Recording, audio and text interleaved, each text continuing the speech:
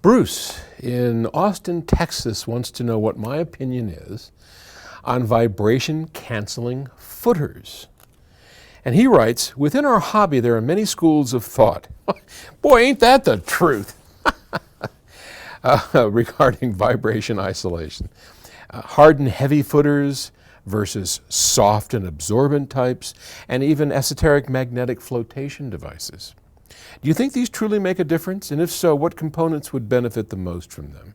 Tube equipment, disc players, or DACs? First let me say hi to my buddy Nipper.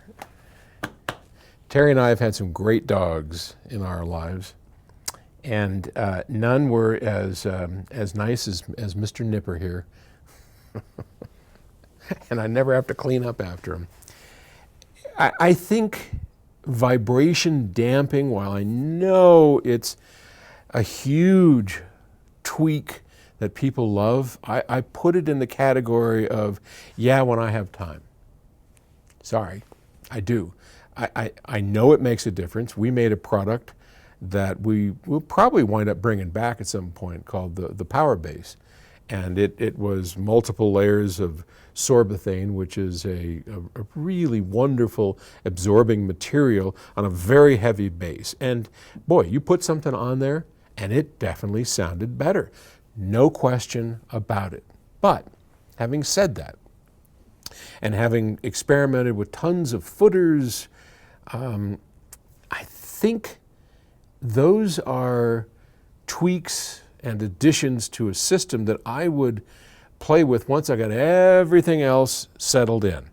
Seriously. Because here's what I see happening a lot. I see people that have inadequate systems. Let's say they didn't really invest enough money in their speakers. They didn't get the best DAC. They didn't really think through the synergy of their system. Or, and I see this an awful lot, you've got a great set of speakers, you've got a great amp and a great preamp, and then you second hand the source, the turntable or the CD player or something, right? And so now, but you kind of committed. Now, you did it, right? Here you are. Now what do people do? Well, we start fooling around with cables and footers and things to try and raise the level of synergy. So if it's a little bright, we're going to dull it down with this. Or cables. You know, I really object to using cables as equalizers. Yes, you can do that. And people do it all day long. But that said, I prefer basics. I prefer getting the electronics right, getting the speakers right, positioning. One thing, as long as we're kind of on the subject of tweaking and tuning, one of the things I see happen all the time that drives me bananas, someone will get a new something, not new speakers, a new piece of electronics, a new conditioner, a new cable, something, and they'll plunk it into the system and they'll sit down and they'll listen to it and go, nope, nah, not doing it. Not very good. Now, sometimes that's completely legit.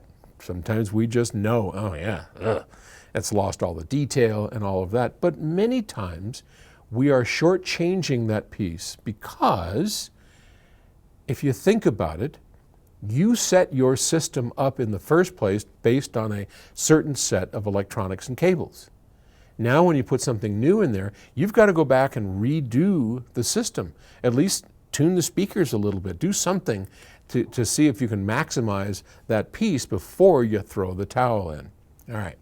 All that said, if you're really happy with your system, everything's working great, you've got it, now you want to make that extra tweak, you want to raise the level of the whole thing up, yeah, vibration damping is a good place to start for that polishing, finishing touch. And my favorite, I don't prefer, to specifically answer your question, the ones that are hard.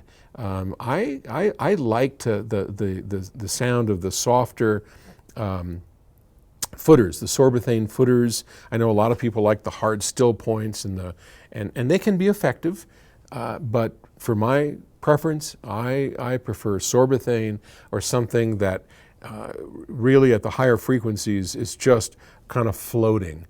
And the downside, because there's no perfect one, is that some of the higher frequencies might get a little mushed up, but I'll take that any day over the pristine quality of high frequencies, getting rid of those vibrations.